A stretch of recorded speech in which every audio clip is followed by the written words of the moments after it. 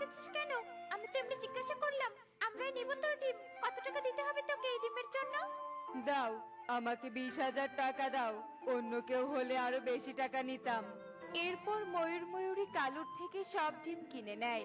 আর কিছু দূর পথ উড়ে যেতেই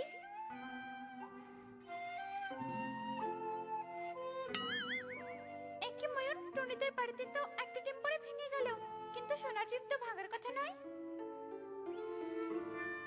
ময়ূরী, ওই শয়তান কালো আমাদের ঠকিয়েছে। ও মুরগির ডিম রং করে সোনার ডিম বলে আমাদের কাছে বিক্রি করে দিয়েছে। হায় সর্বনাশ হয়ে গেছে। 20,000 টাকা এভাবে ঠকিয়ে নিয়ে গেল। আজ সকাল সকাল যে কার মুখ দেখে উঠেছিলাম। ময়ূর ময়ূরীর কান্না শুনে টোনাটুনি ঘর থেকে বেরিয়ে আসে। এ কি ময়ূরী দিদি, কি হয়েছে? এভাবে কান্না করছো কেন? এরপর ময়ূরী টুনিকে সব কথা খুলে বলে। চলো বন প্রধানের কাছে গিয়ে বিচার দেই। উনি হয়তো আমাদের সাহায্য করবেন।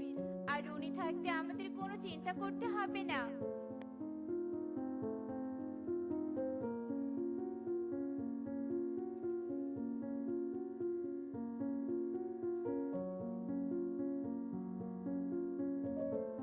একই টোনাটুনি ময়ূর ময়ূরী, তোমরা সবাই এখানে কি করছো?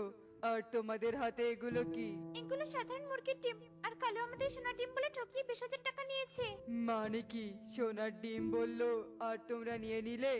সত্যি মিথ্যে যাচাই করলে না? একটা পাখির ছানাও তো জানে যে সোনার ডিম বলে কিছু হয় না, ওগুলো সব গল্পে হয়। আহ আহ আহ আহ আহ তোমরা হাসালে আমাকে।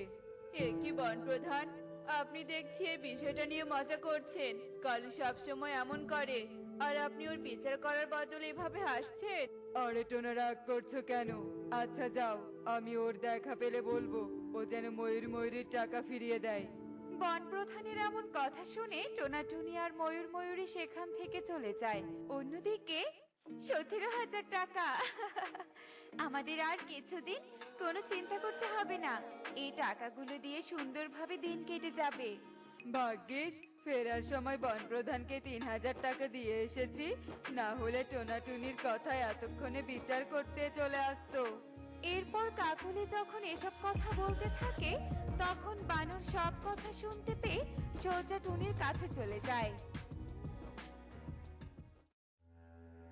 টনে দিদি, ওই কালু বন প্রধানকে টাকা দিয়েছে যেন বন প্রধান কোনো বিচার না করে।